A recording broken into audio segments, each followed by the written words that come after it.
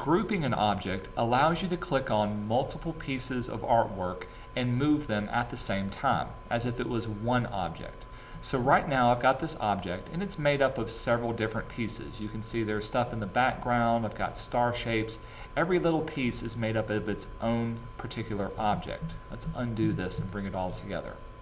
Now if I wanted to select all of these at the same time, I could click and drag over them, and then I can move them all together. But especially if you've got complex artwork, it may be very difficult to click and drag or even to shift click on multiple things.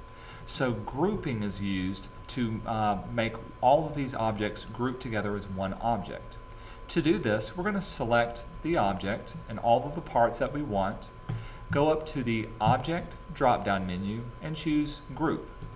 Notice Command G was the keyboard shortcut. Now with these objects grouped, I can click once and drag, and they will always be drugged together because they're together as one group. If I needed to edit this and ungroup them, I can go back to Object and Ungroup. Notice Shift Command G is to ungroup something.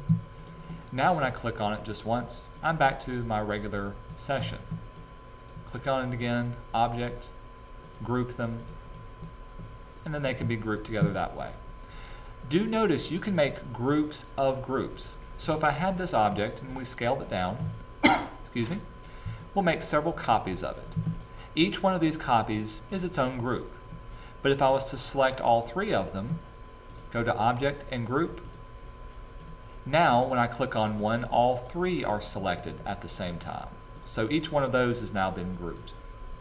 If I do go back and ungroup, it ungroups the three, and then I can go back and ungroup again, and it will ungroup the individual one that we created. The final thing you may need to do is to lock down your work. Locking your work makes it where you can't click to select or to edit the object that you've created.